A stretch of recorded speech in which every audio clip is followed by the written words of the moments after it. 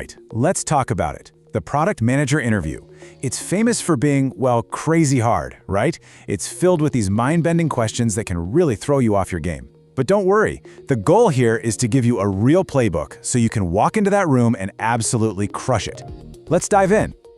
So, picture this. You're in the hot seat and the interviewer just drops this on you. Your heart probably skips a beat. You're thinking, okay, how many users? What's the data for a single message? What about photos, videos? It feels like an impossible question, and that's kind of the point. And they're just getting warmed up. Or what about this one? A key metric is tanking. The whole business is looking at you. What do you do? Where do you even start? The pressure is intense. They're not just looking for an answer, they're putting your entire thought process under a microscope. Okay, so here's the big secret, the thing you have to get. These questions aren't really about finding the single right answer. What they really want to see is how you get there. They're testing your structure, your logic, your ability to break down a massive, scary problem into manageable pieces. It's a test of your mind in motion. So before we even get into the nitty-gritty of frameworks and answers, we need to talk about your mindset. You can't just memorize your way through this. To really succeed, you have to learn to think like an elite product manager. Look at this. This is so important.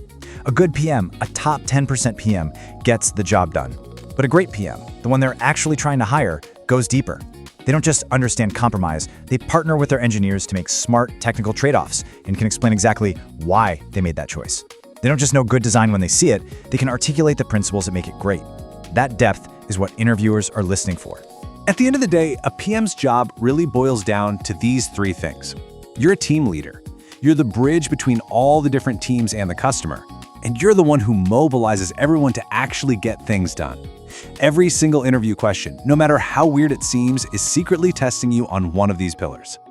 Okay, so you've got the mindset, but how do you actually show it when you're under pressure and your brain is firing on all cylinders? Well, you need tools.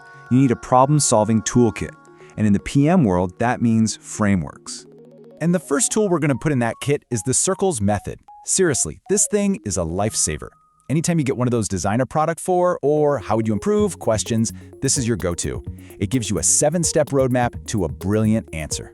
Now let's walk through this, because the order here is everything. You start by comprehending the situation.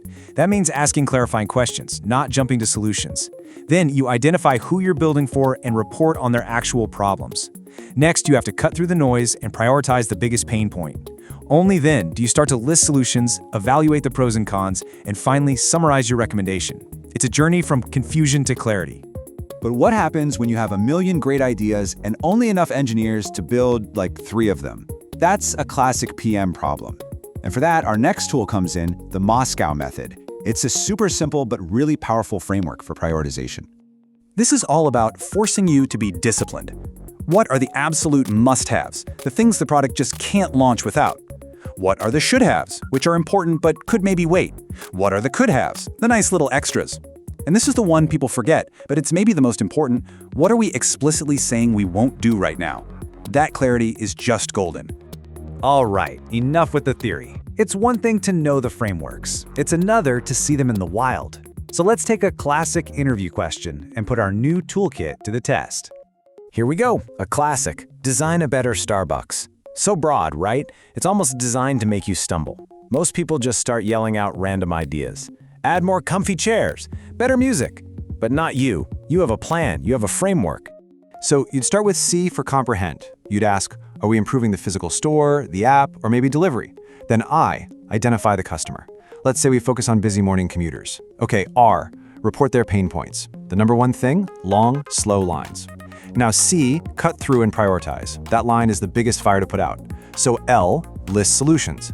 Maybe a dedicated pickup window just for mobile orders. And E, evaluate trade-offs. It'll cost money to build, but it could massively speed things up. Finally, S, you summarize your recommendation. See that? You just built a structured, compelling case, not just a list of random ideas. Okay, using a framework like that gets you a solid A. But if you want the A+, if you want to be the candidate they can't stop talking about, you have to elevate your thinking. You have to go beyond just answering the question and show that you can think like a real product strategist. I love this quote because it's so painfully true. Products don't become complicated and messy overnight. It happens one small, seemingly harmless yes at a time. The best PMs know that strategy is just as much about what you decide not to build. You have to remember that every single feature you add comes with a cost. And I'm not just talking about engineering time. There's a cost to the user in added complexity. There's a cost in future maintenance. There's a cost in distracting from what your product is truly supposed to do. A really simple way to visualize this is a quadrant like this one. You want to live in that top row, high reward features. Some are low effort, like little surprise and delight moments. Others are high effort, but they're the core reason people use your product. The real danger zone is down here in the low reward half.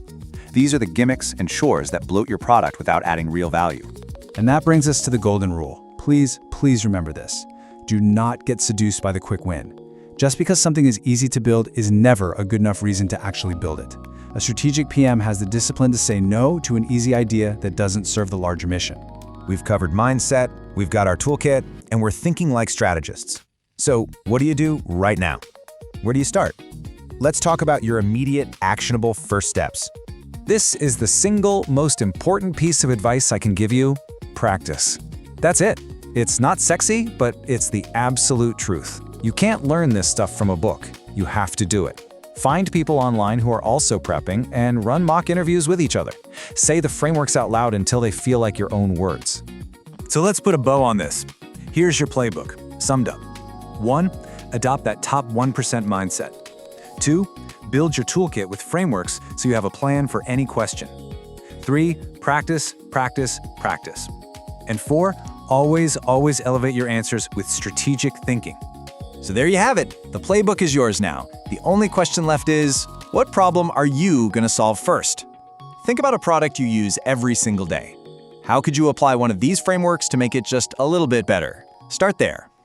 Thanks for watching. Subscribe and like.